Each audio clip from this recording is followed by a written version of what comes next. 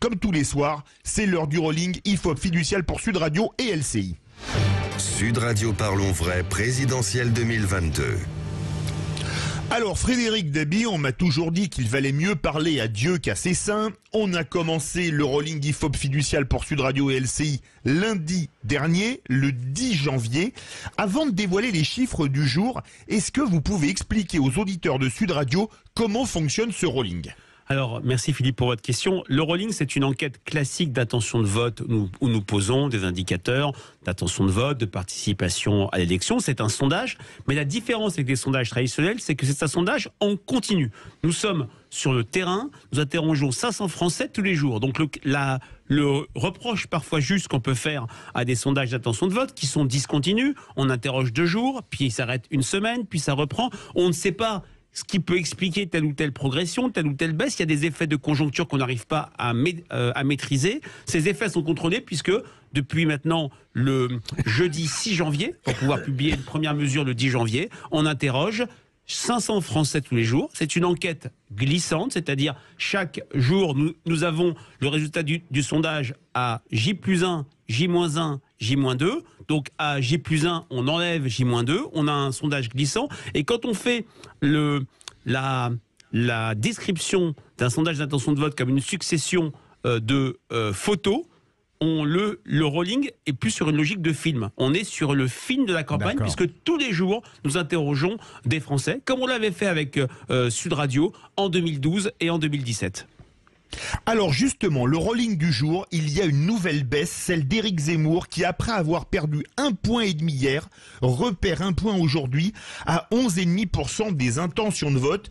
Est-ce qu'il est en train, pour faire un peu d'histoire, de se chevènementiser il y a 20 ans ou de se ammoniser il y a 5 ans? Et est-ce que c'est dû à ses propos du week-end, de cette baisse, cette grosse baisse, 2,5 points en 2 jours? Oui, vous avez raison, 2,5 points en 2 jours, ça me permet de compléter ce que je disais précédemment. Comme le rolling, nous avons 500 personnes tous les jours, l'échantillon est glissant, les évolutions sont douces. C'est très rare qu'il y ait des baisses extrêmement fortes. Dans l'histoire du rolling, il y a eu une progression de 4 points en 2 jours quand François Bayrou avait jeté l'éponge pour Emmanuel Macron en 2017. Il y avait une baisse de Marine Le Pen de 3 points en une journée après son fameux débat raté. Là, c'est rarissime qu'on perde 1 point, 1,5 points, 2,5 points depuis maintenant ce week-end. Ça veut dire qu'il y a un vrai souci d'opinion et ça s'est cristallisé sur les propos d'Éric Zemmour. Vous en avez parlé, je pense, hier, Philippe, sur les enfants Absolument. en situation de handicap. Clairement, ces propos ont choqué une partie importante de Français et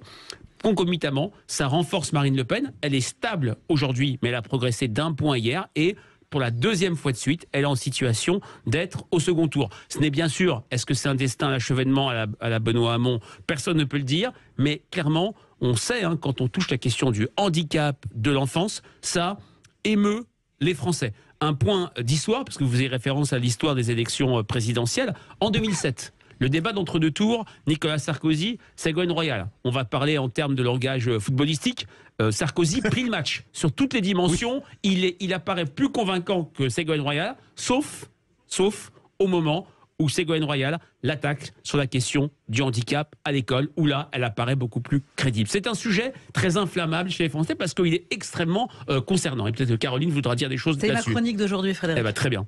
Alors, on va faire réagir les vraies voix. Je les fais réagir sur un autre chiffre. Jean-Luc Mélenchon gagne 1 point à 10%. Très court, c'est l'effet Nantes. Philippe, c'est la première fois depuis que le rolling a été lancé qu'un candidat de gauche atteint 10%. Ça en dit long sur l'état de la gauche, mais 10%, je pense que c'est un peu l'effet Nantes. C'est le candidat de gauche le plus visible, peut-être le plus cohérent. On sait que son image est abîmée, disloquée, mais il peut bénéficier d'un effet de vote utile. Je suis électeur de Christiane Taubira, Anne Hidalgo, Yannick Jadot. Je me dis qu'ils sont trop faibles. Et si je veux éviter le spectre du 3e 21 avril, le vote Mélenchon peut être un vote attractif. Il y a encore beaucoup de temps jusqu'au 10 avril. Philippe Bilger. Mon cher Frédéric, vous avez très bien expliqué la méthode du rolling.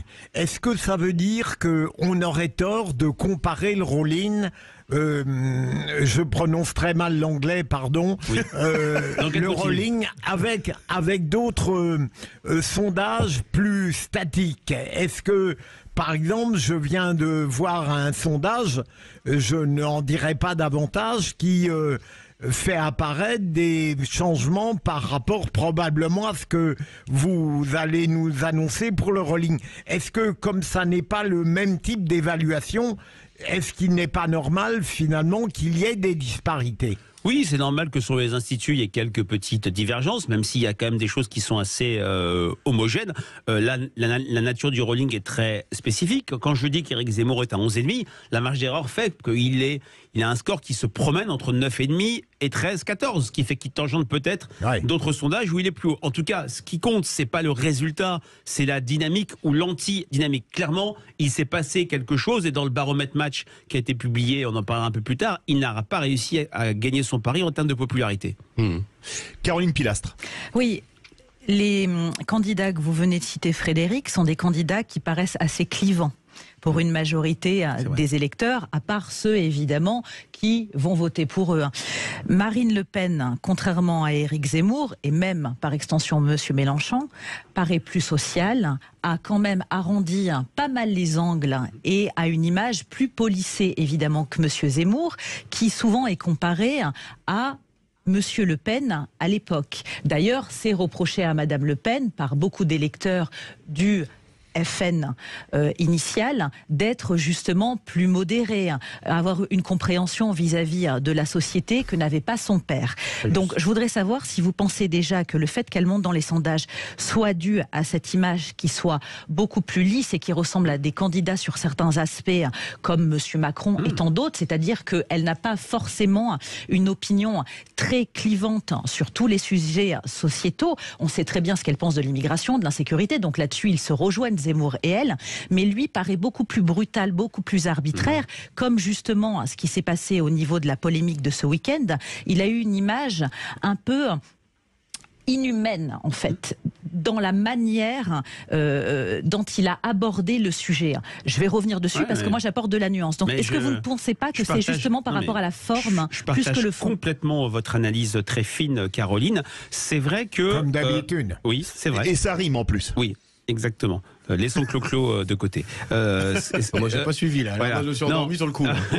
Christophe est fatigué. Non, ce que je veux dire, c'est que c'est vrai que Marine Le Pen a refilé, si je puis dire, le mistigris du candidat extrémiste à Éric Zemmour. On est sur un moment très paradoxal où l'image de Marine Le Pen ne s'est jamais autant rétablie, alors que sa qualification pour le second tour aujourd'hui n'est absolument pas assurée. Elle l'était complètement en 2017 dès le début, ce n'est pas le cas. Alors, il y a une incertitude avec Valérie Pécresse, il y a encore un Éric Zemmour qui prend un quart de l'électorat RN, qui perce dans des catégories où Marine Le Pen est forte, alors qu'en 2017, sa qualification est assurée quasiment dès le début, mais il y avait cette image extrémiste. Vous avez peut-être vu cette enquête d'IFOP pour TF1 qui a été utilisée dans l'émission Databox, partie de campagne de Marine Le Pen dimanche dernier, où on voit que 41% des Français considèrent qu'elle a la stature présidentielle. On était à peine à un quart dans une enquête IFOP fiduciale pour Sud Radio, qui n'est pas si ancienne. C'était en mars dernier, la radioscopie de l'électorat RN. Éric Zemmour contribue à, avec des gros guillemets, recentrer Marine Le Pen. D'ailleurs, elle l'a attaqué sur les angles, Caroline, que vous avez utilisés, suite à ses propos, mettant en avant sa brutalité et des propos impardonnables. Christophe Madrol. Oui, moi je partage, vous savez, moi les sondages, je les prends et je les laisse en tant que politique, mais les rollings au moins ça donne une photographie de ce que je ressens sur le terrain. Sincèrement, depuis 72 heures, après ce qui s'est passé avec Éric Zemmour, j'ai l'impression que Marine Le Pen s'installe dans la campagne, a gagné la primaire face à Éric Zemmour. J'ai l'impression qu'Éric Zemmour commence à lasser les Français. Ses coups de gueule, son agressivité, comme disait ma collègue ici présente, commence à agacer, et sa sortie concernant les enfants et l'handicap ne passe pas.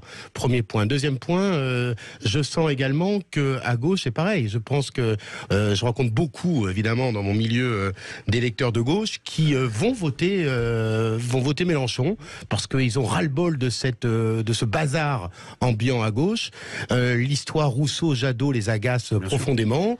L'histoire Taubira, ils ne comprennent pas parce qu'ils considèrent que Christine Taubira est celle qui a fait perdre Jospin au présidentiel, En 2002. où on a éliminé la gauche et on s'est retrouvé à un face-à-face très compliqué à choisir entre Chirac et Le Pen. Tout ça fait qu'effectivement le jeu s'installe. Et je trouve que, merci, j'adore être avec Frédéric, qui est un ami et que j'aime beaucoup, mais ce rolling, effectivement, pour nous politiques, montre la dynamique dans laquelle s'installe la campagne présidentielle. Et je ressens vraiment sur le terrain ce qui se passe, et ce que disait Frédéric va complètement dans le sens de ce que je ressens depuis 72 heures. Les vraies voix, 17h18, à 17h30, notre premier débat. Marine Le Pen au plus haut dans le baromètre IFOP, peut-elle arriver au pouvoir? Vous êtes 57% à dire non. On se retrouve avec les vraies voix dans quelques instants pour les tours de table de l'actualité.